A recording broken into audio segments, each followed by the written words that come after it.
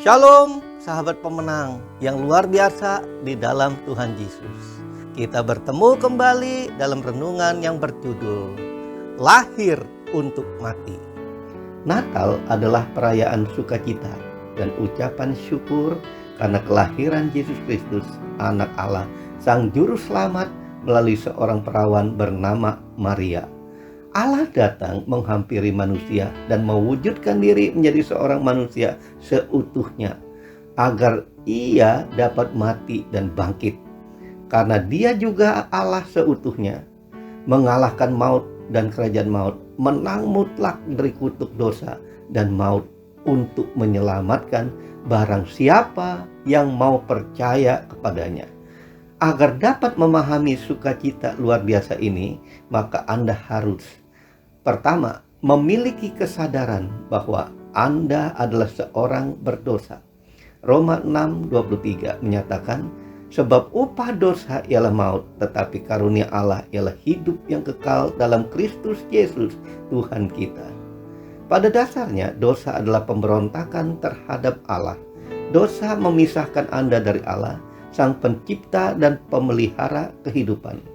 Yesus berkata, Akulah jalan dan kebenaran dan hidup. Tidak ada seorang pun yang datang kepada Bapa kalau tidak melalui aku.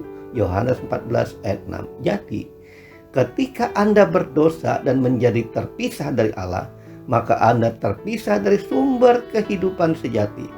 Oleh karena itu, Anda mengalami kematian.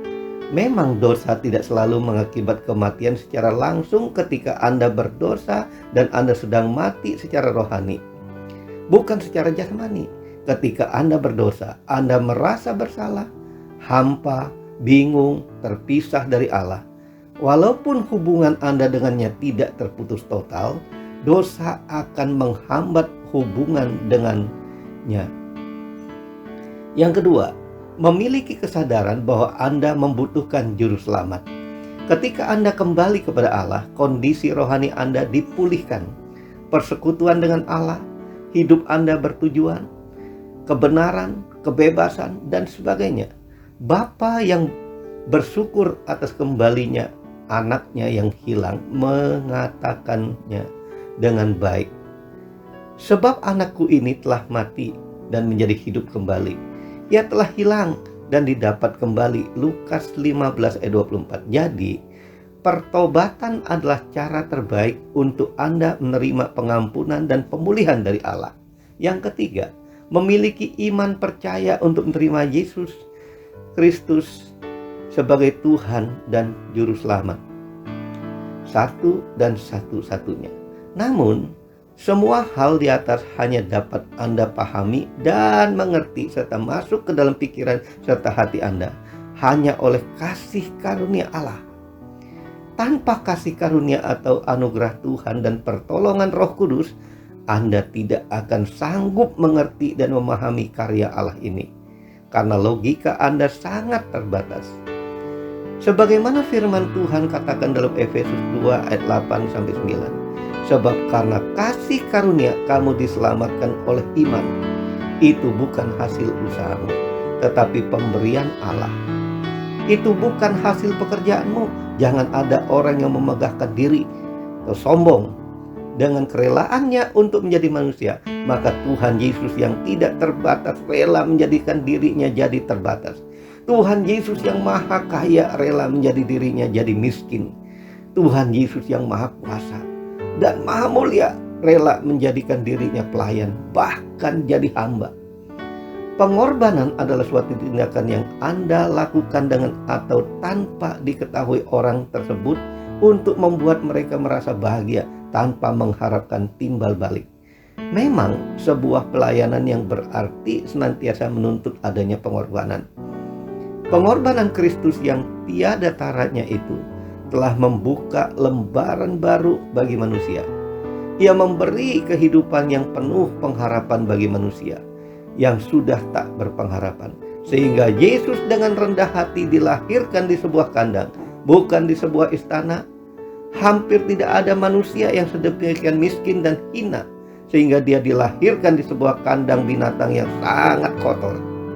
Namun Yesus tidak mau ada seorang pun yang berpikir bahwa dirinya terlalu hina atau terlalu berdosa untuk mendapatkan anugerah keselamatan. Sebaliknya, Tuhan Yesus tidak dapat menyelamatkan orang yang terlalu sombong, yang menganggap dirinya terlalu berharga dan penting untuk datang pada Tuhan Yesus. Dibutuhkan kerendahan hati bagi setiap orang untuk datang menyembah seorang bayi yang terbaring di sebuah palungan dalam kandang yang kotor dan bau itu. Kesombonganlah yang sangat menghalangi orang untuk datang pada Yesus. Makna Natal yaitu kelahiran Tuhan Yesus di dunia adalah fakta dan kenyataan. Bahkan kelahiran Yesus telah dinubuatkan sebagai Sang Penebus, Raja Damai. Jadi tidak secara tiba-tiba dan juga kebetulan, tetapi setelah dinubuatkan oleh para nabi sebelum peristiwa kelahiran itu terjadi, seperti Mika pasal 5 ayat 1-3, Yesaya 7 ayat 14, Yesaya 9 ayat 1 dan sampai 6, dan pasal 10 ayat 1-10. Jadi ingatlah, bukan semua orang yang merayakan Natal yang disebut sebagai orang Kristen. Orang-orang yang belum percaya pun sering merayakan Natal. Namun bukanlah perayaan Natal bila Natal itu tanpa Kristus. Anda jangan pernah lupa bahwa Natal ada momen Allah mengasihi manusia berdosa dengan mengutus anaknya ke dalam dunia. Malam itu adalah malam puncak pernyataan kasih Allah kepada manusia. Tetapi Allah mengasihi Anda bukan karena kebaikan maupun kelebihan Anda. Kelahiran Yesus ke dalam dunia ini bukan tanpa alasan. Kelahirannya ke dalam dunia ini untuk memberikan keselamatan serta damai, kasih serta sukacita Natal. Namun sudahkah Yesus lahir dalam hati dan hidup Anda? Hanya Yesus yang lahir untuk mati bagi Anda. Selamat Natal. Tuhan Yesus memberkati Anda. Mari ikuti saya berdoa. Bapa yang baik, saya menyadari bahwa tidak ada dosa yang tidak dapat Engkau ampuni. Namun kesalahan yang terbesar adalah kalau saya menolak kasih Tuhan yang datang dari sorga, lahir untuk mati bagi dosa-dosaku.